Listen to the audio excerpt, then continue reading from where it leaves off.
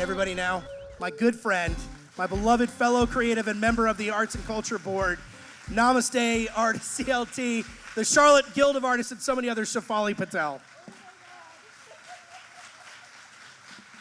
Did I make you cry? Yes, I did it. No, I'm kidding. Please enjoy Shefalee Patel. Oh my gosh. Oh my gosh. Okay. Thank you. Namaste. Thank you to Creative Mornings, to Charlotte is Creative, Matt and Tim, you guys, the entire crew. I am so honored, privileged, and grateful for being here. I'm so thankful. When you called me 3 months ago and said, hey, can you speak? And you know, my heart was like, yeah, and my brain was like, what? You're gonna have to talk in front of people. Oh my gosh. So yes, you did. I'm falling apart inside, but I'm going to make it through the speech, and I thank all of you for being here. So first of all, namaste. Namaste means, if you guys have heard, some of you have taken yoga, nam means to bow, aste means your soul to you. So I'm bowing from my soul to your soul, and I thank every one of you for being here, for being present, for having your energy present. I am so grateful to my husband, my 2 wonderful sons. My younger son is here, and he's helping out with my slides for this morning. A little bit about me. Like Tim said, I'm an artist, and I'm a dancer. I'm a creative, and I live here in Charlotte with my family.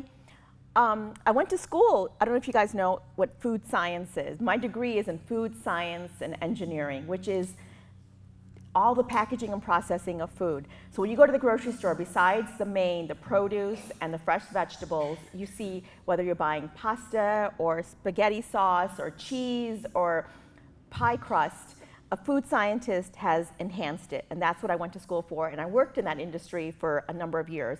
I formulated pet food, I designed laundry detergent, I worked for a coffee company. In the last 17 years, I've been for a marketing research company. But through this, I've been a creative. The topic for today was spirituality. And if you guys haven't felt it, we all felt the energy, we felt the amazingness that's around us. And that's what I want to talk about a little bit through what I have experienced with my journey. We all know that, you know, we're born here, we go through life, and then we end here. I'm trying to keep with the mic. If you can't hear me, please just, you know, say, hey, I can't hear you. And so we believe that, you know, what we do with the dash is what we're kind of defined by. That's the journey. That's who we are. And that's what I want to talk to you guys about. So I'm going to talk about my dash. My parents are both immigrants to the United States. My dad came in 1963 to the University of Wisconsin, and he got a degree in electrical engineering. My mom was in Michigan in Ann Arbor, and then she came to America with a math and physics degree. And they looked at her like, what are you going to do besides teach?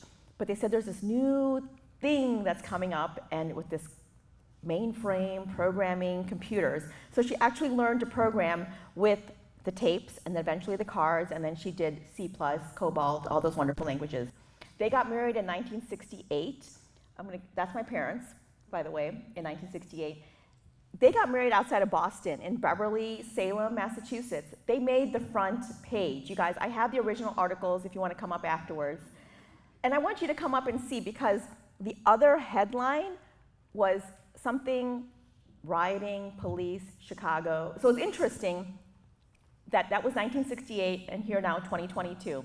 I'll let you guys make your own interpretations. But this is my parents at the wedding.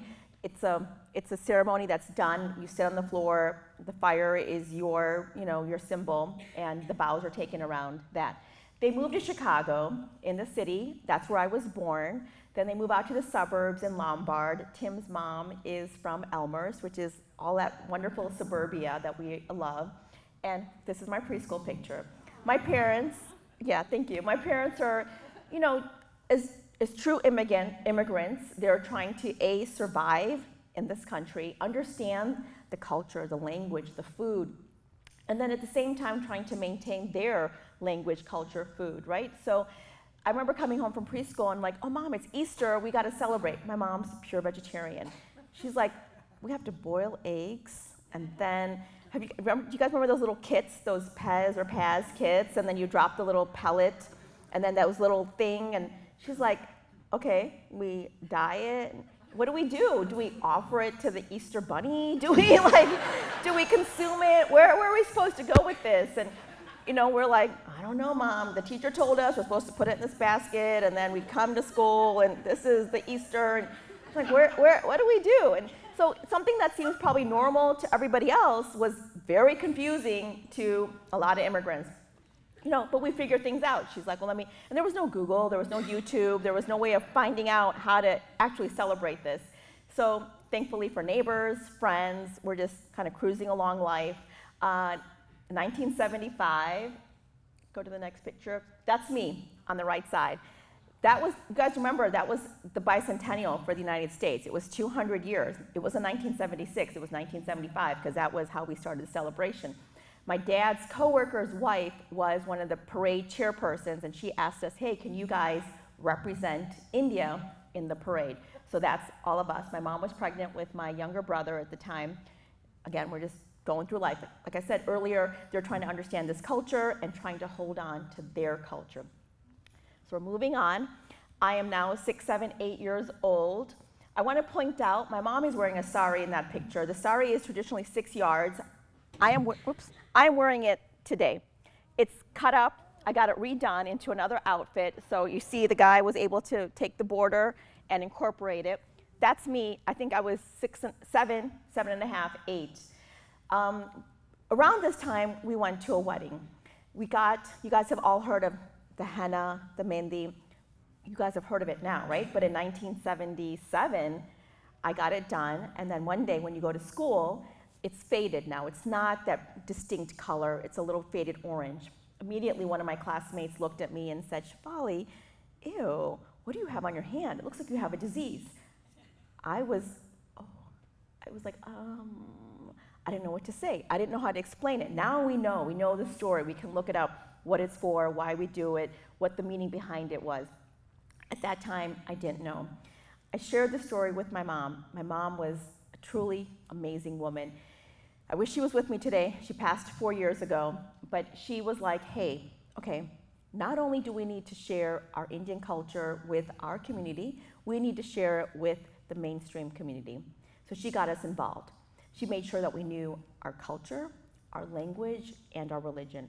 I'm going to pause here. I'm going to do a little Hinduism 101. So if you guys don't know, I'm a Hindu.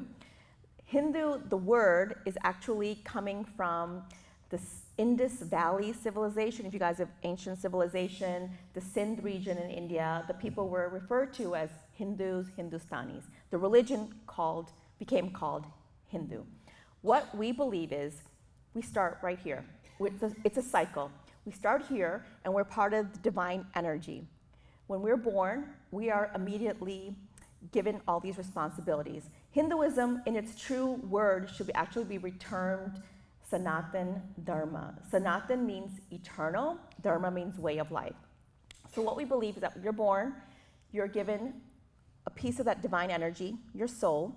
You go through life, and you have these duties, dharma, your responsibilities. When I was born, I was somebody's daughter. I was somebody's sibling, grandchild. I became a neighbor. When I got older, I was a student. I was part of a community, whether I was part of like Charlotte, my state, my country, and eventually I was part of, we're all just citizens of the earth, right? So these are all our duties. How we perform those duties is our karma. You guys have heard of karma, right? Karma is a bitch. But the point is that you're going through life, you have these responsibilities and duties. Hopefully we're doing the right things with the resources that we've been given, and then we're going to continue, and then we're going to return back to the end. And that's all it is. Whether you call it moksha, enlightenment, attainment, with God, going to heaven, it's all the same. That's what we believe in. So in the broad definition of Hinduism, we believe we're all the same.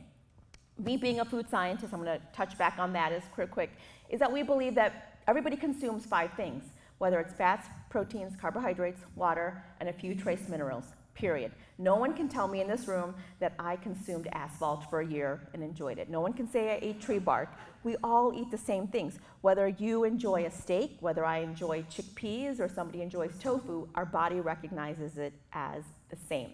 So in the end, we believe that all humans are equal. We're going along this journey, and we're trying to do the best that we can along the way. So that's what my parents were trying to instill in us, right? Whether it was, like I said, back to the language, the food, the culture, and we realized that we need to share with mainstream America. So we would perform at Indian festivals, but then we'd also be at, the International Folk Festival, multicultural fairs, and then also the Illinois State Fair. My mom, I think, went 10 years. That's me, the second one on the 1, 2. And she's like, we need to share. We need to show, and that's what I've continued to do. To this day, that's my thing. I'm into the arts, I'm into dance, and I'm always like, how can I be a part of the experience? What can we do to increase conversation, to be approachable, to create spaces and places that we can be together? And that's where I want to be, and I appreciate where I'm able to do that. I think I've skipped a lot right here, but I'm just going to keep going. That I have 3 things I want to tell you guys. First of all, I hope that every one of us, if we haven't connected, that we can connect. And I can share a part of who I am, and that we can collaborate on something. There's one more thing I got to say, is that, and I'm going to quote this because it's not my words, that I'm grateful for the privileges, resources, and opportunities I've been allotted growing up and living in the United States. We have a lot to be thankful for. But I'm also confronting and understanding that what it means to be an American and the cultural and political values tied to that part of my identity. It's my responsibility to understand. It's also my responsibility to educate and share. And then it's the third step is, if you want to be the change, what can be done? What's the impact that we can do? So again, I'm asking everyone here, I would love to connect with you.